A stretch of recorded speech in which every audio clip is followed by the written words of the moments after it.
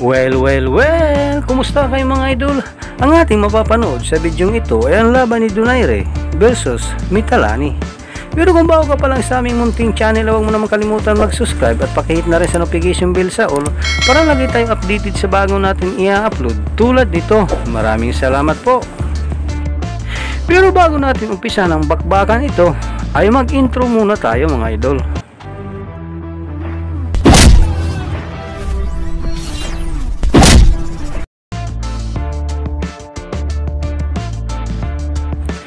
Taong 2008, isang taon matapos mapanalunan ang mga titulong IBF, IBO, Flyweight title para sa magdidipisang Armenian fighter na si Vic Darginian. Sinagupan naman ni Nonito Donaire ang palabang orthodox fighter na si Moroti Mitalani. Ang boksingero daw ang ikinukonsidera ng kanyang mga kababayan bilang greatest top American flyweight fighter of the all time. Si Mitalani ay 5 bisis nang itinanghal ng South African Flyweight Champion. Nasa panahong ito ay may agresibong 23 panalo, kabilang na ang 15 panalo mula sa knockout at may isang talo.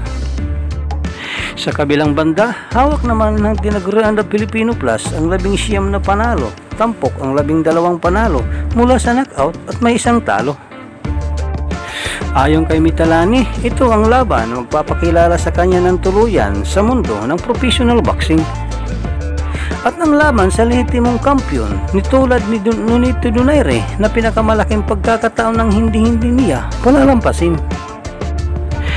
Balikan natin ang naging laban ni Nonito Donaire sa South African fighter na kalaunan nagbigay ng mga talo sa mga bigating mga boksingero.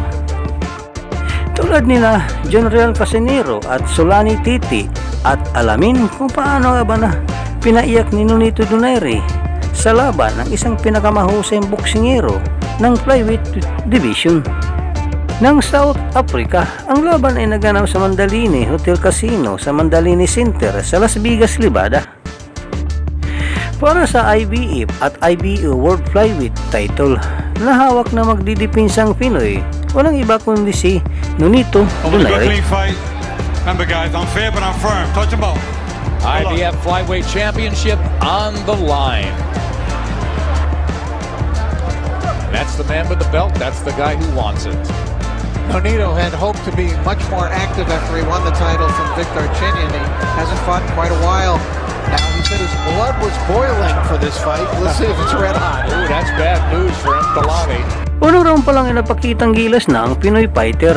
Bagamat likas na malaki si Donaire kaysa kay Mitalani, hindi naman nagpakabog ang South African fighter. Pinilit na naghahanap ng pagkakataon para mapuntusan ang Pinoy fighter. Punches. As you can see, he's quite big for this division. He is. And it seems like he'll be much more at home at 115 or 118. Donaire just reading. Nice counter punch as Mitalani got flipped with a left hand. That was a beautiful shot. And looking to open up the champion.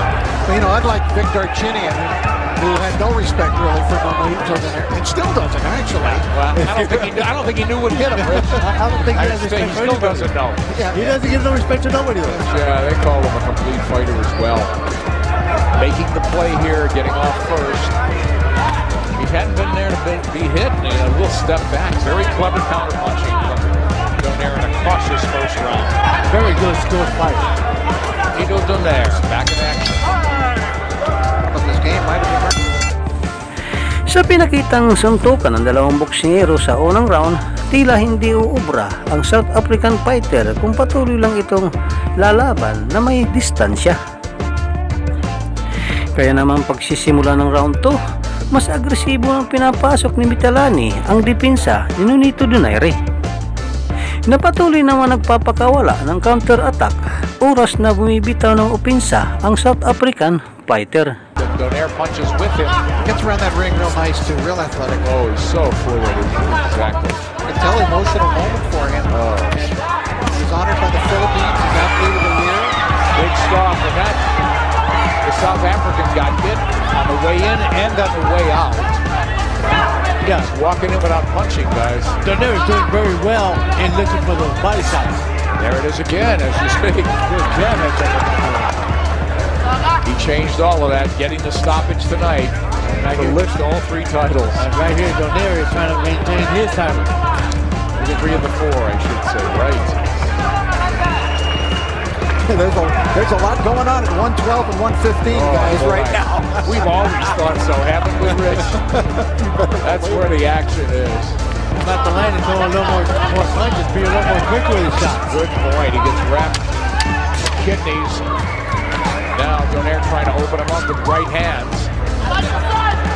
Donaire, the champion, just whipping power shots in. Here's Nonito Donaire Sr. to his son saying, take that step back, as we talked about in counter.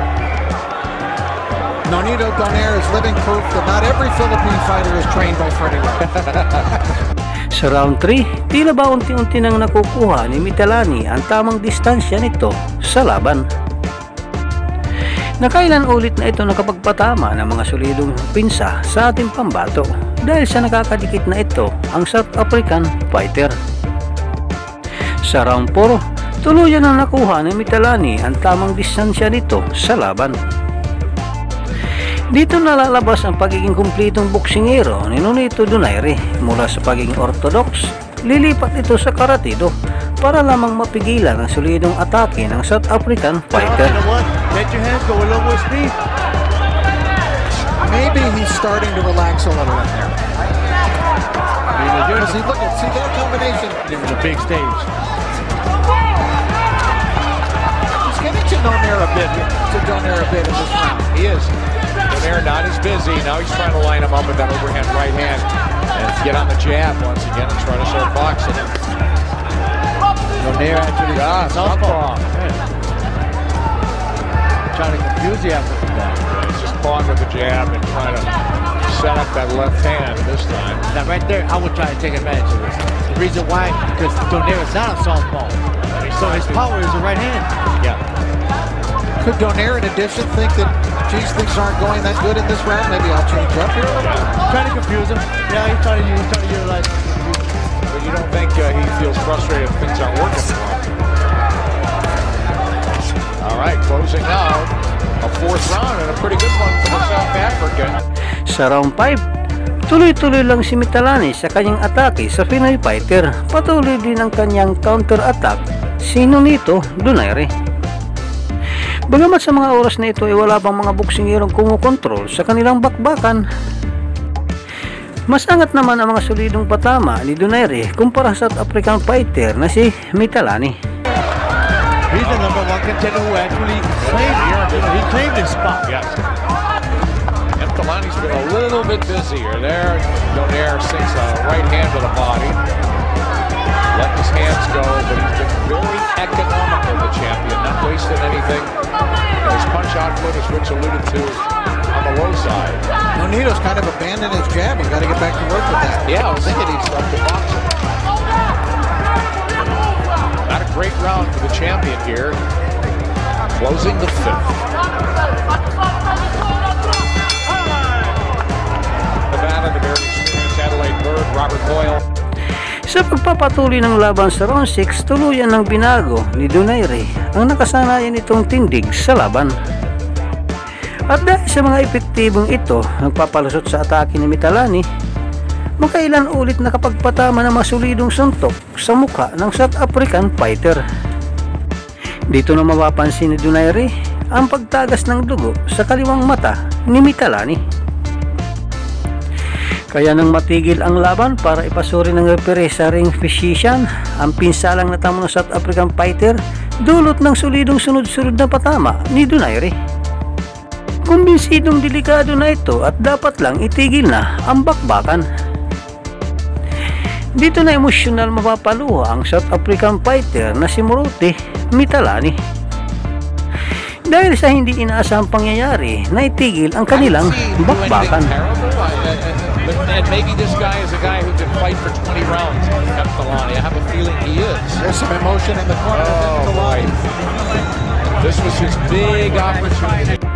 Ang panalo nito ni Donaire ay nagbigay sa kanya ng ikalawang matagumpay pagdepensa sa kanyang IBF at IBO World Flyweight title. Ito rin ang isa sa laban na sumubok sa kakayahan ni Nonito Donaire matapos magkaroon ng pinsala ang kanyang mga kamao sa gitna ng laban. Sa kabilang banda, bigo man sa kanyang pagtatangka sa kampyonato, hindi naman nawala ng pag-asa ang South African fighter na si Mitelani. Taong 2009, napalanunan nito ang bakanting IBF World Flyweight title, kung saan makailan ulit nitong nadipinsan ang kanyang titulo sa mga bigating boksingero tulad nila Sulani Titi at Janrel Casinero. Ladies and gentlemen, after consulting with the ringside physician, referee Joe Cortez stops the bout due to a severe laceration over the left eye of the blue corner. Damas caballeros, después de consultar con el médico de turno, el referee Joe Cortez para la contienda por causa de una lesión sobre el ojo izquierdo de la esquina azul. El tiempo oficial, 1 minuto 31 segundos del sexto asalto. The official time, 1 minute 31 seconds of round number 6. Your winner, by way of technical knockout, and still the IBF Flyweight Champion of the World, Nonito, the Filipino Flash Donaire. Dito na po nagtatapos ang ating video. Maraming salamat po sa inyong panonood. Walang sawang suporta.